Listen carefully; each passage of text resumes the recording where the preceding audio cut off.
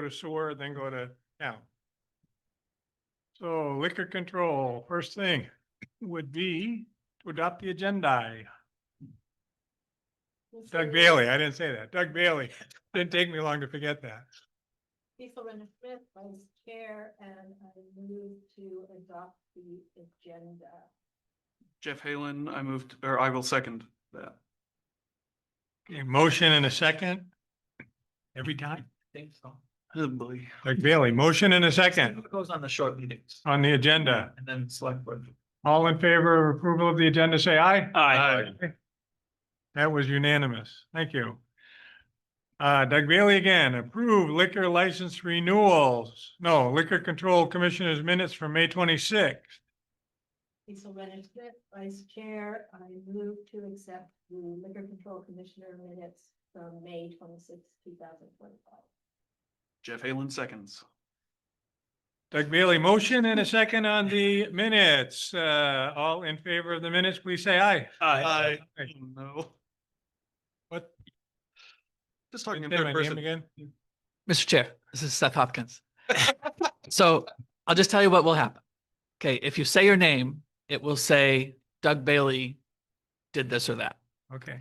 If you don't say your name, what will happen is I'm going to end up presenting at the top of the minutes that get submitted to you a list of motions and outcomes. But the discussion that the minutes taker will take won't reflect who said what. It will just say there was talk about this and that. So if that's comfortable for everybody, that's cool, because the recording will still capture who said what. If somebody really wants to find out who said what, the content of the discussion will be captured without us announcing names. And there'll be like a little block at the top of the minutes that has like the important results. So this If we is, keep going with, this is Cecil Smith. If we keep going with the say our name thing, it will also record when I start laughing. That's not. okay, this is Doug Bailey, and we do have a motion and a second on the minutes. All in favor, say aye. Aye. Let that show it was unanimous. Doug Bailey still, approval of the liquor license renewals. Brian Coolidge will make a motion to approve those. Cecil Smith, I'll second that. We have a motion and a second. Doug Bailey says. To approve the liquor license renewal. All in favor, say aye. Aye. Opposed, no one. Doug Bailey still approve special events catering permit. Cecil Smith, Vice Chair, I move that we approve the special event catering permits for Red Clover Ale Company's beer garden event. Second. Doug Bailey, we have a motion and a second for Red Clover Ale special event. All in favor, say aye. Aye. Aye. Aye passes, unanimous. Doug Bailey still, public comment and participation. I don't think any, this is probably the best way to make sure nobody talks. It's so weird. Okay, no public comment. Item 6, Motion to adjourn. by Brian Coolidge. Yes, Jeff Halen seconds. if we must. All in favor, say aye. Aye. Opposed, no one.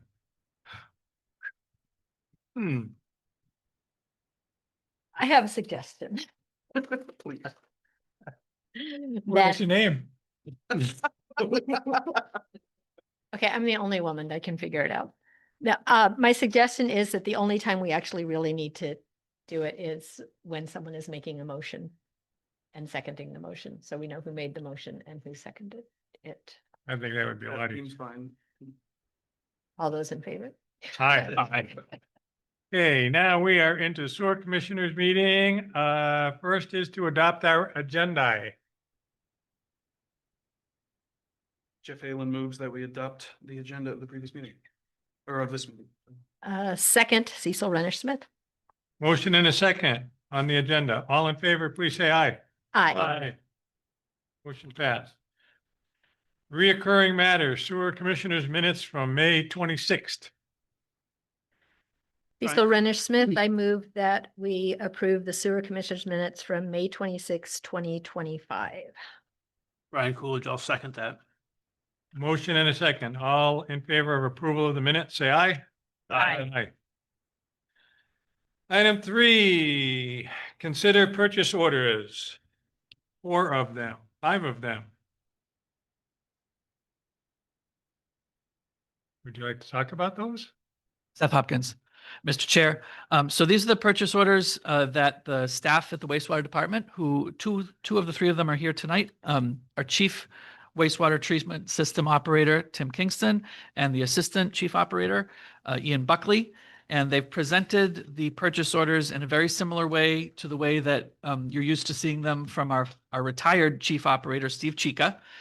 There's the price and there's some historical information for them so that you can get an idea of what the trend is for various things. So you could ask questions of them if you have specific questions about any of the components of the process. In general, I think that the quotes that came in were very attractive, and it's not disruptive to the budget that you're going to be looking at after you take care of the purchase orders.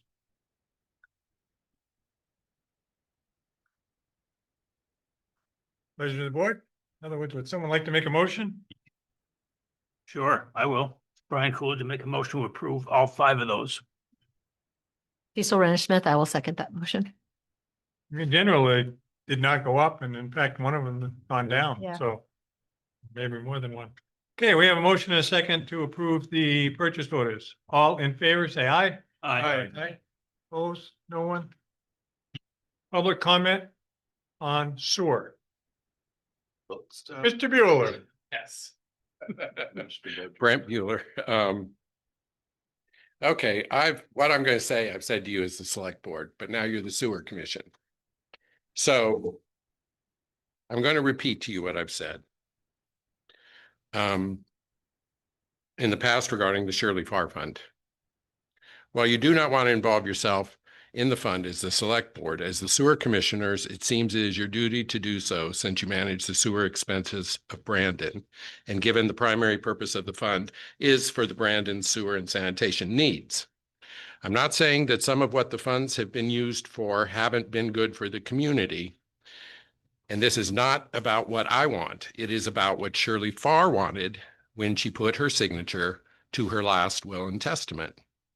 I know many folks feel that $30,000 to $40,000 spent each year from the fund is insignificant to the town's sewer expenses. It is my understanding that the monies were initially used for a sewer project, and it wasn't until later that it was put into a trust fund, which then required trustees. It seems that once that occurred, its mission was no longer primarily sewer and sanitation as Ms. Article C4 of the Vermont Statute of Public Funds states, if the municipality has adopted an investment policy, the trustees shall invest in accordance with the provisions of the municipal policy that do not conflict with this sector. So this provision appears to provide the town with an opportunity for some type for the use of the funds under the management of the trustees. I applaud the town manager, Seth Hopkins, for his efforts in reforming the uses of the fund. And given your roles on the sewer commission, I feel it is your obligation to have at least one member attend all trustee public funds meetings to make sure that the use of funds of Shirley Farr, that they are first sewage and sanitation. While limited, $30,000 to $40,000 a year could certainly be used for parks and towns events such as 4th of July or for estimate sewer lines or as a revolving loan fund. As folks experiencing septic or well repairs or unless reforms are made to the fund, given the history in not honoring the purpose of Ms. Farr's bequest, I can't imagine why anyone in their right mind would give any money to Brandon.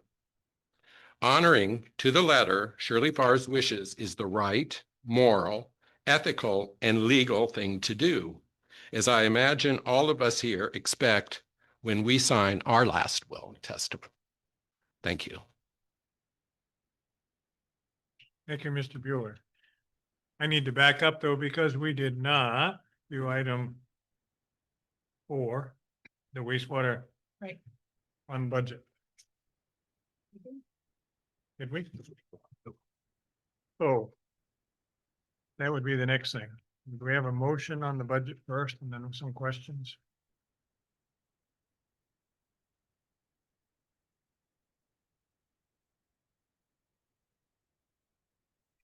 I'll make a motion that we approve this budget so that we can get into discussing it.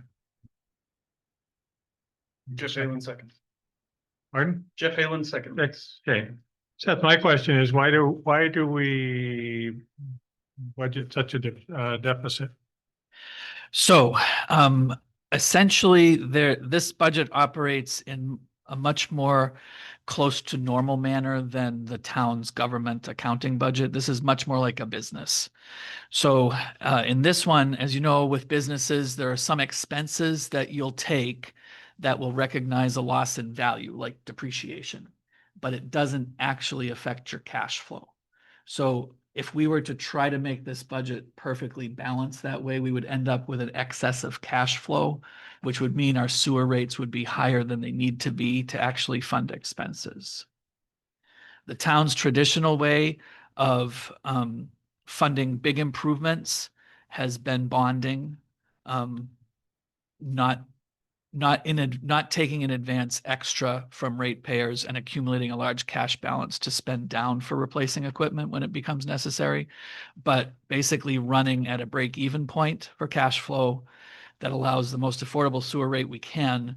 And when it becomes necessary to replace equipment, we then bond for it and incorporate that into the wastewater rate structure so that the people who are basically benefiting from the use of the new equipment will be the ratepayers whose rates are paying for it. It won't be prepaid. There's a particular couple of lines toward the end, the second from the bottom line. Well, so the bottom line was depreciation. That's $200,000. That's a big chunk of the imbalance. And then the next one is short-lived asset. The next one up, USDA short-lived asset. So the USDA has given us some best practice guidance, and a lot of that was related we had to take that guidance basically as a condition of the funding that we get from USDA. And so what happens there is when small equipment breaks or needs to be replaced or reaches the end of its useful life or whatever, that amount of money is used as a sinking fund. For this would be stuff much smaller than like the every 20 years generational upgrade to the plant. This would be like a pump, and we are able to just replace a pump at a pump station out of the short-lived asset fund. So those two things together are about $400,000, and the out of balance is about $500,000, and the difference essentially is going to be taken from fund balance that's on hand that the town treasurer says is at a healthy enough point that we should be using it and not asking more of the ratepayers. Thank you. Does that make sense? Does. We have a motion, second, and an explanation. All in favor of approval of the budget, please say aye. Aye. Record shows, everyone. Now, is there any more public comment?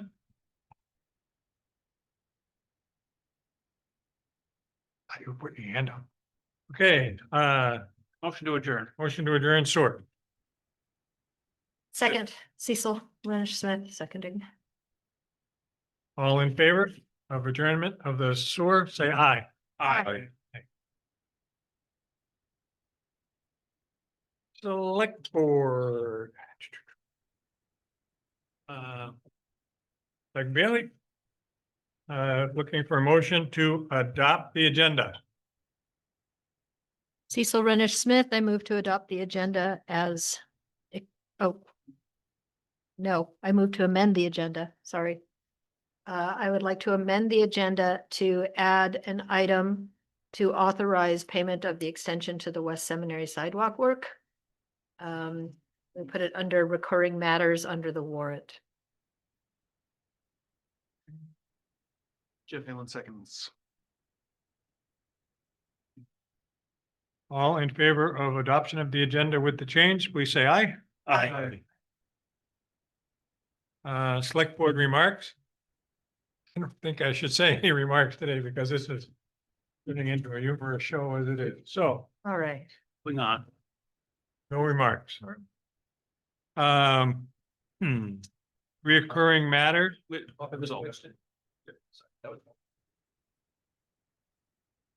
Can you hear me now, Vicki?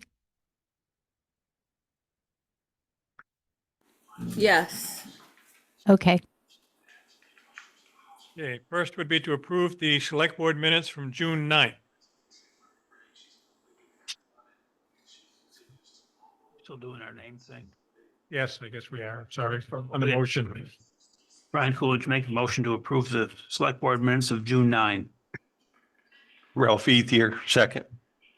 This is Cecil Renish Smith. I have a couple of proposed amendments to the minutes. First, item 7, financial management questionnaire, where it states Doug Bailey stated this questionnaire has to be completed every year and the select board has to approve it each year. It then says Cecil Renish Smith noted she reviewed it and it is accurate. That was actually Doug Bailey who made that remark. Also, just for clarification on, oops, I've lost the page. Oh. Where we, under Blackboard 3, it's actually where we make the appointments for the trustees of public funds. It states Cecil Renish Smith stated there would be 1 year, 2 year, and 3 year term, after which those running for election in March would be applying for a 3 year term. That's not very clear. I just wanted to make clear that as the elections come, that person who is up for that election will be running for a 3 year term. If that makes sense. They are not all 3 going to run in March for a 3 year term. That Right, but Seth Hopkins.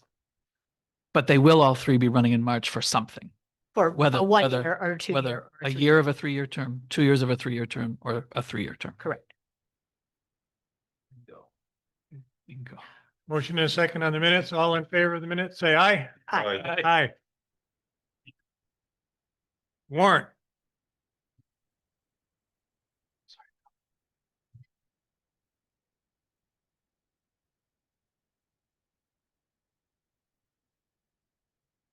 Cecil Renish Smith, I move to approve the warrant in the amount of $196,041.30. I would note that of that, $129,225 is for the slate for the roof of Town Hall. Do we have a second? Jeff Halen, second. Discussion. I had one question, Mr. Hopkins, it's Mr. Bailey speaking, and that was just up page 4. New England Municipal for Lisa for $11,210. That was the only one that I questioned what that was. Okay, right. So this is the town's professional property assessor. And that bill, so we don't pay her as an employee, we pay a contract fee to Nemrick, who is the company that she works for. And that fee covered the work that she did in Brandon from the first of the year until the end of May. So that's about, it's almost a half a year's time, 5 months' time. Yeah. Okay, thank you. Any other discussion or questions? None heard. All in favor of approval of the warrant, please say aye. Aye. Aye. Opposed? No one? And item 3C is the approval of the extended money spent on the sidewalk going up Seminary Hill. Right. Cecil Renish Smith, I move that we approve the warrant for $74,000 to Vermont Road Works for the sidewalk paving on West Seminary Street, and that's per the contract and including the extension from Neshabie House to number 52. And I don't know if anyone's had the opportunity to use that new sidewalk. It is so much better than the old sidewalk. And where it ends now, the pavement that goes from where it ends up to Walnut Street is fine. It wasn't really in disrepair, but from 52 down, it needed work, and we got it done. So you made a motion. I did. There was a motion in there. Is there a second in there? There was a motion in there. I'll second. Brian Motion is Coolidge, I'll second. second that. Okay. For discussion, would you explain where those funds came from? Seth Hopkins, I would like to, Mr. Chair, thank you for the opportunity. So last year, the select board had allocated $175,000 from the ARPA award to do sidewalk work in Brandon. And that was done at a cost of $131,498. So there was some additional money available. Actually it was Bill spoke with, Bill and Jeremy, I think both spoke with Fred, who was the contractor who was doing the work. And they agreed that we could add on some, I checked with the select board, if you remember. I said, do you want to put the money back in reserves, or do you want to do more sidewalk? And they said, do more sidewalk. So the select board said, do more sidewalk. It's been a concern of the community. So then it was decided to go ahead and do the worst part of West Seminary Street, which was from the Neshabe House down to where the concrete sidewalk starts, basically at the end of the park opposite the high school. So they came this spring to do that. And while they were here, they observed the condition of the sidewalk uphill from there toward Walnut Street. And they made a suggestion that since they were already here and the work was going well and the weather was cooperating, they would be able to do the additional work. So the amount that they were coming back to do that was like a bonus from the 2024 work was 650 feet of sidewalk. And that was going to that required $49,000 of the amount that wasn't used from last year's ARPA. So that worked out to be about $75 per sidewalk foot. So there was a tiny bit of ARPA left. They made the proposal to do another 500 feet up the hill toward Walnut Street. And that amount will need to come from the 1% fund, which will have $300,000 in it after this amount. So this will be 500 feet of sidewalk for $25,000, which works out to $50 per sidewalk foot. So we did get, I think, a very nice price because they were already here and already doing the work and things were going well, and they wanted to kind of make good use of their time. So taking that 25,000, using the 2,658 that was still left over from the ARPA means that we would need 22,342 to be covered by the 1% fund.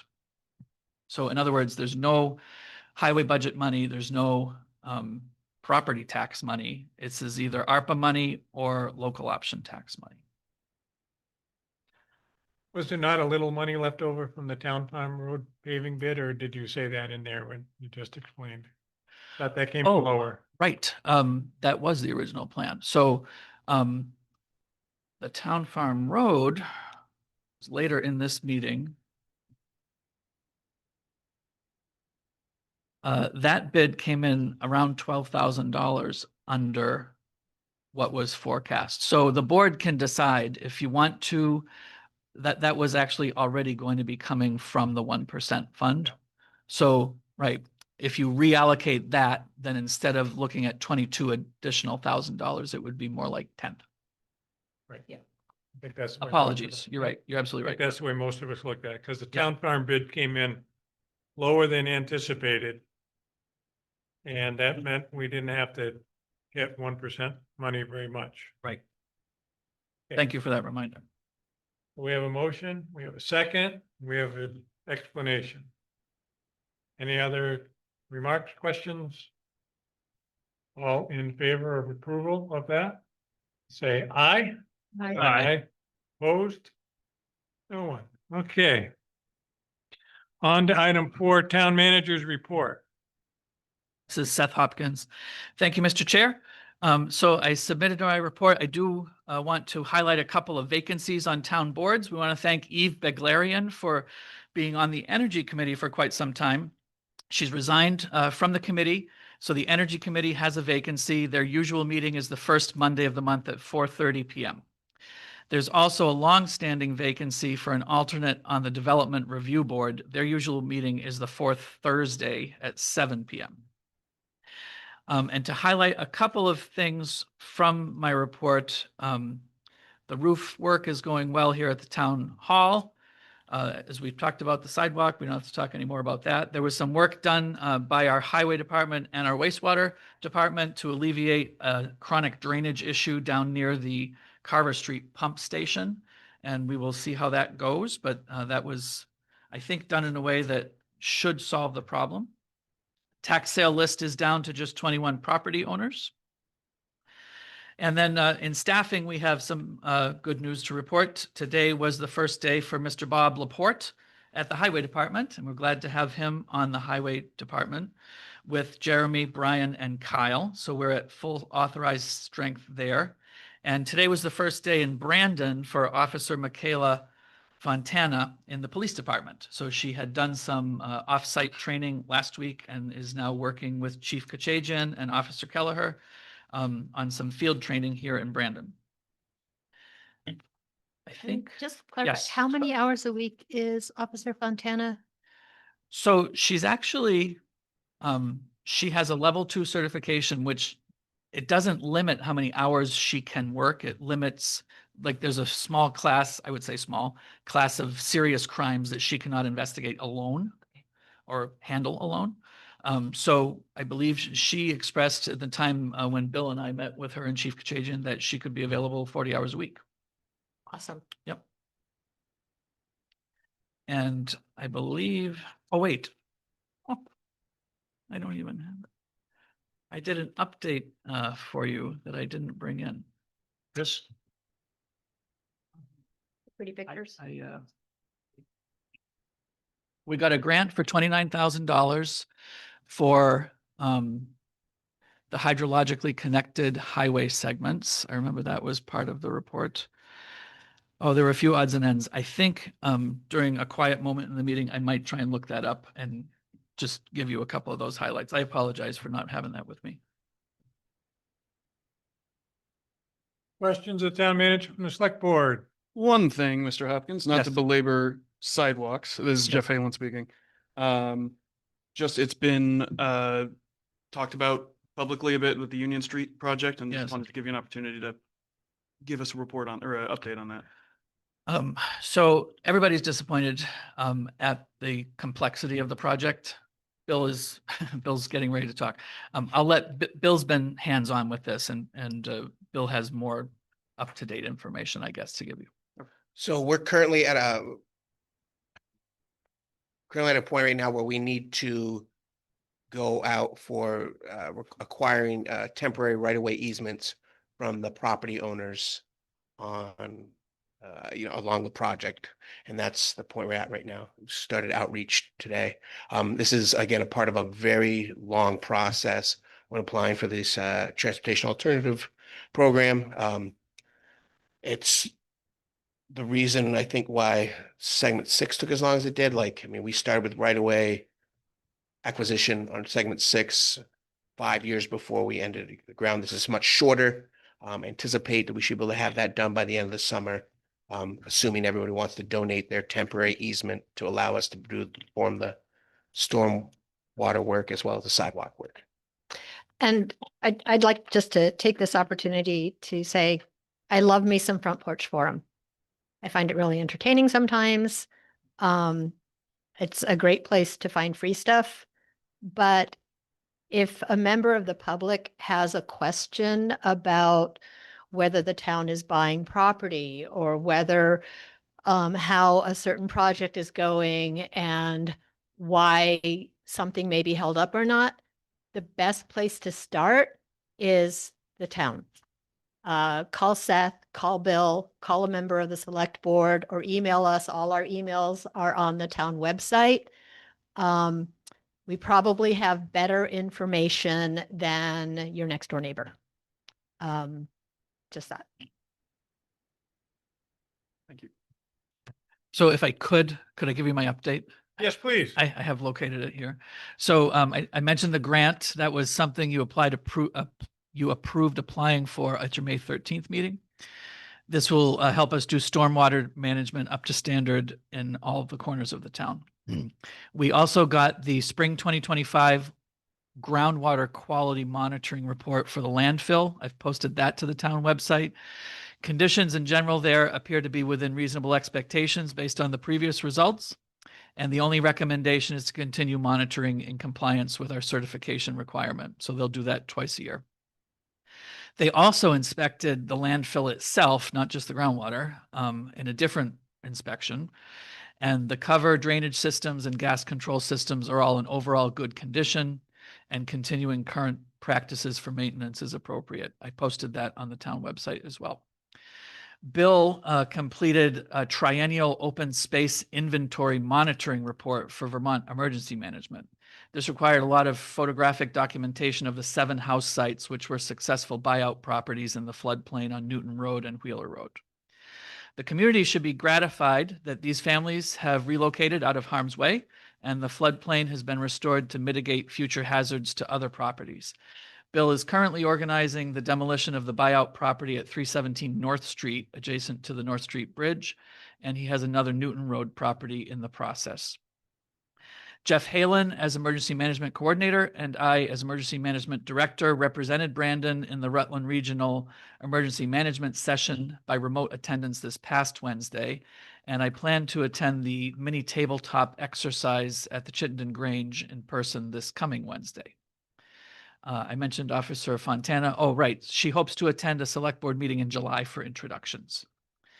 And as far as the budget, so after my report, you do get that little budget summary by department. It does appear that we will end with a very modest surplus. I just want to caution that these numbers are going to change. Additional bills always come in during the month of July for goods and services purchased before the end of June, and we're required to book it to the previous year. So right now, it looks like $69,000 to the good, so to speak. We're going to call on a chunk of that to take care of the upfitting of the cruiser, I believe. So the current plan with the cruiser is you've already bought the cruiser, the replacement cruiser, and the upfitting piece, they may be billing us for that close enough to the end of the fiscal year that we just count it against last year. That was, I think, the board's intention, was to use the amount that was available in the police department budget for this year. Questions of the town manager or by the board?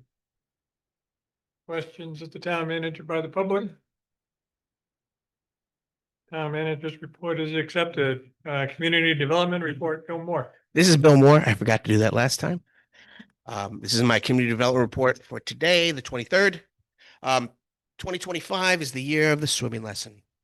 Nifty Thrifty reached out offering to help underwrite the cost of half the registration fees for swimming lessons. Upon announcing this community gift, Bob Foley of Foley Brothers Brewery offered to match the sponsorship, making all swim lessons free for Brandon children in 2025. That's definitely a big thank you to Nifty Thrifty and to Bob Foley of Foley Brothers.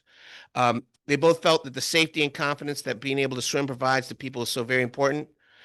There's still some openings in the July and August sessions. Jake Jacobs and Sue Danforth look forward to seeing you at the Brandon Inn Pool.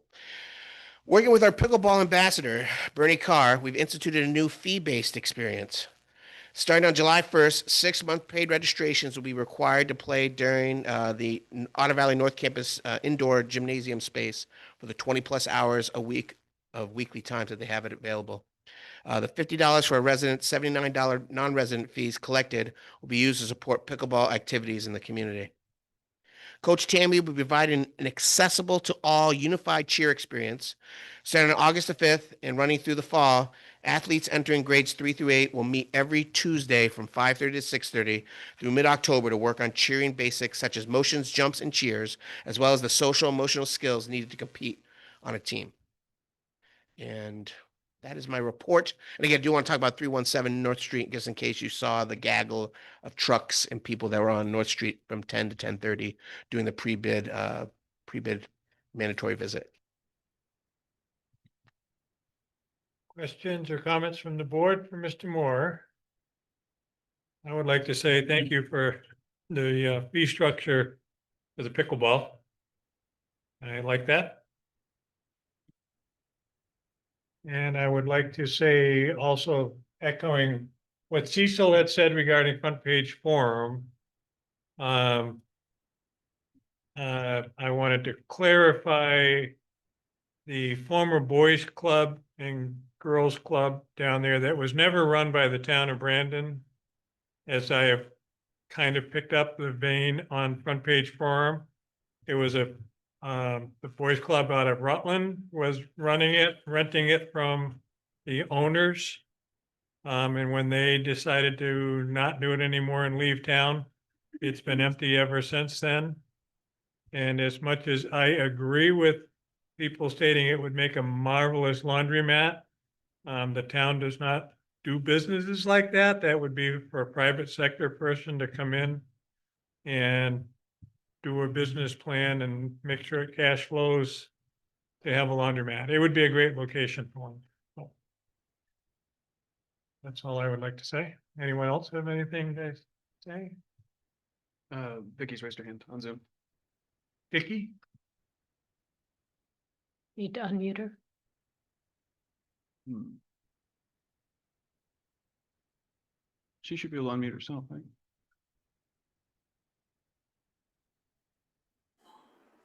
Sorry about that. It's my understanding that the Brandon Forstdale House Representative Todd Nielsen is actively seeking funding to purchase the building and turn it into a laundromat. That would be marvelous. I think so too. We need one, and I just want to clarify that that's not an endeavor that the town does. So thank you for that information. Anything else on the Bill Moore's report?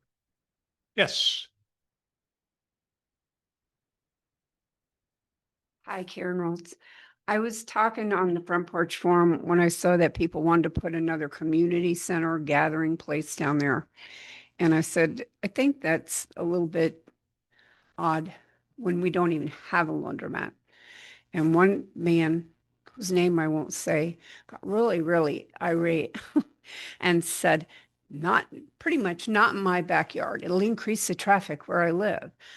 And I'm thinking, what about the entire population that uses a laundromat that has to travel 17 to 20, over 20 miles to do their laundry? And I find that kind of attitude, you might, Mr. Nielsen might get some pushback by some of the residents because of traffic. You live in a downtown area. I lived on Rossiter Street and rented for 10 years when Blue Seal was at its hiatus, and that place was actually a warehouse, and there were trains uncoupling. It was, there was noisy, there was a lot of traffic. So I don't know. I just get disheartened when I see people thinking that what they want is exactly what they're going to get, and not think about the bigger picture of the people who have to travel and the families that don't have washers and don't have dryers and don't have the ability when they rent or own to have a machine in their homes. And I'm sorry to have to say this, but I think there's quite a lot of narrow-minded people that need to be enlightened that this just isn't a town just to sit and retire. This is a working town. There's families here, and the families have needs that also need to be met, even if you don't want it in your backyard. Thank you. Thank you. Any other questions or comments for Mr. Moore? None heard. Moving on. Ooh, now we're at public comment and participation, earlier in our agenda than usual. Shouldn't we have done? Your bit. Six. My agenda has public comments next. Somebody give me a bad agenda? Mine does. Mine does. Yours as well? Public comment. Public comments. We do. Okay, so It this should is be, yeah. If- public. Even on this one it is. Okay. Yeah, that's what it's on the original. Item 6 is public comment for items not on the agenda. Anyone in the public like to say anything? Vicki has her hand up. Vicki has her hand up. Go for Vicki.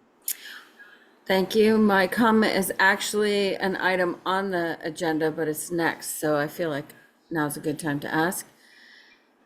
I see that there's reappointments being made this evening, and I'm just looking for some clarification. I didn't see any of those positions posted anywhere as being vacant for other people who might be interested to apply for them. Okay, Mr. Hopkins, you like to respond or? Thank you, Mr. Chair. This is Seth Hopkins. So I read that question that was submitted to Front Porch Forum or that comment, and I appreciated it. I took the question to the town office staff, and without having any judgment on my part, the town office staff confirms that it's been the town's practice of many years standing to foster continuity in boards by generally reappointing incumbents when they are interested and when the board in question is functioning well. So you're correct. These weren't posted in the usual manner. They weren't considered to be vacancies. They were considered to be renewals that the town's practice has been to continue people in the same position. If the select board would like to change that, that is absolutely up to the select board. I don't think that it was any kind of executive decision made by the town staff or by the select board, frankly. I think it's just kind of been past practice was continued. And I would also note that there is an opening on the Energy Committee, and there is also an opening for an alternate on the Development Review Board. Well, my point being that if there's people who do want to do their civic duty and volunteer, that we basically, in some cases, might have to wait for these people to die off before there's an opening.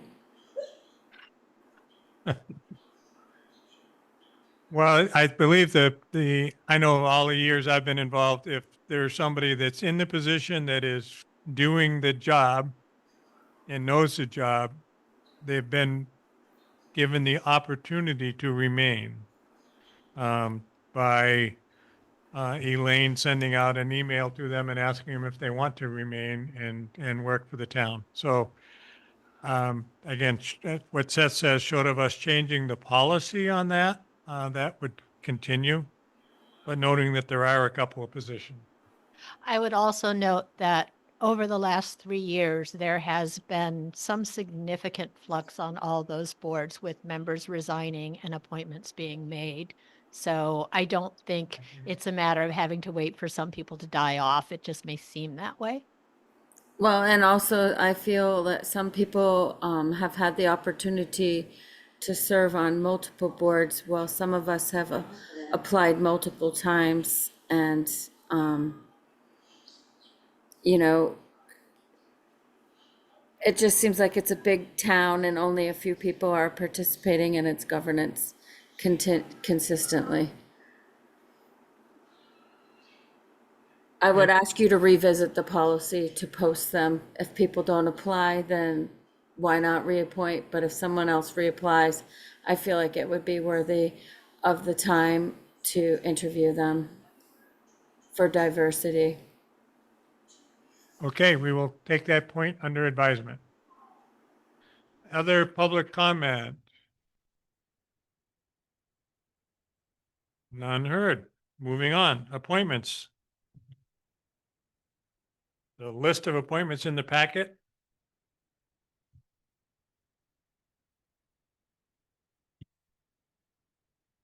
You want to do a consent Consent agenda. for all of them? Unless somebody has a reason not to. Brian Coolidge, I'll make a motion for a consent agenda and approve all the following for the appointments. Do we have a second? Ralph Heath here, second. Motion and a second. Any additional discussion on these? None heard. All in favor of naming these as the appointments for the terms as stated, say aye. Aye. Opposed, no one. Record shows unanimous. Award paving bid for the Town Farm Road resurfacing. Mr. Chair, this is Seth Hopkins. So the bid opening results are in the meeting packet. There is a difference of only $100.50 between the low bid, which was Wilk, and the next lowest bid, which was Pike. Both have done good work in Brandon. Pike did last year's project. We go out to bid to try to get the taxpayers the best value for money, and a competitive bid process in which the bidders are this close in price and the low bid among qualified bidders is awarded will tend to keep the bidders' pencils sharp and keep Brandon work at attractive rates. I recommend you award the bid to the low bidder, Wilk Paving.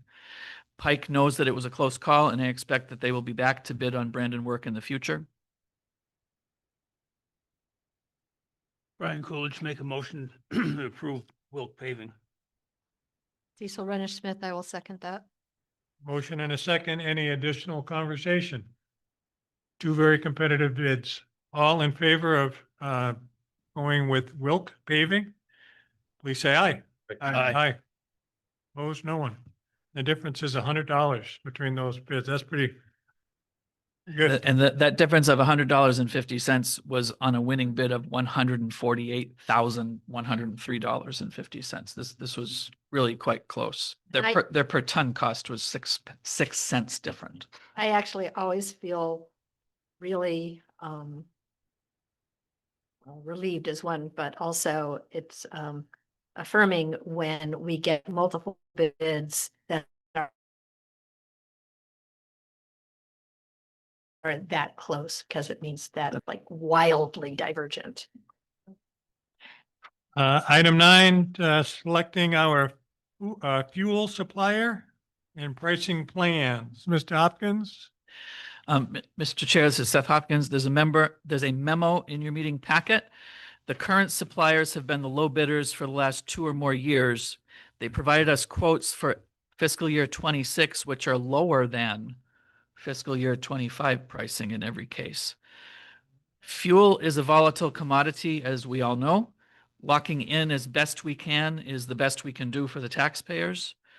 So the quotes are from Champlain Valley Fuels for on-road diesel, 35 cents over their rack price. So in 2025, we paid $2.73 a gallon, and their quote for next year is $2.59 and some fractions.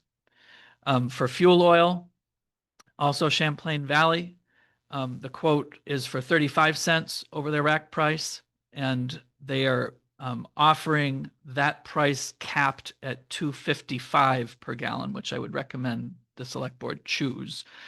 This year, we're paying $2.87 a gallon. You chose the fixed price last year. So again, this is a savings.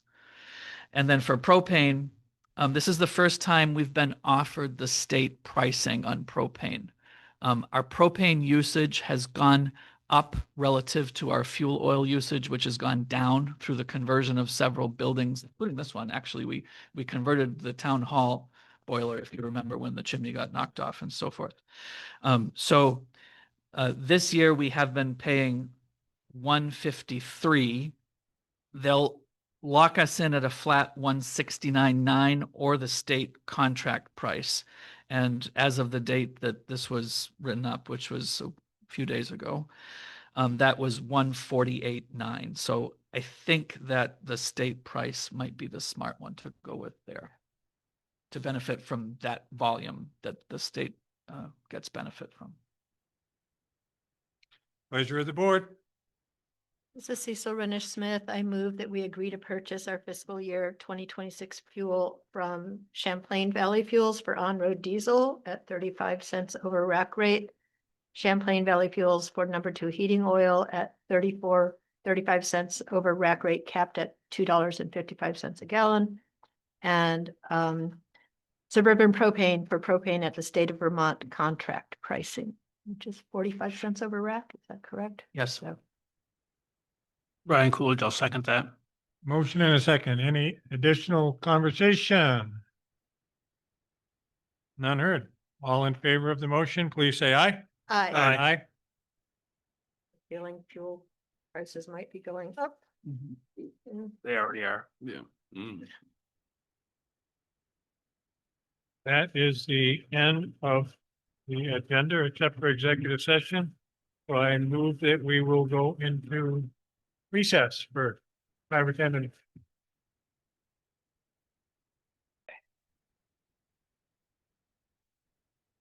We are I- out of recess and talking about executive session. Motion, please.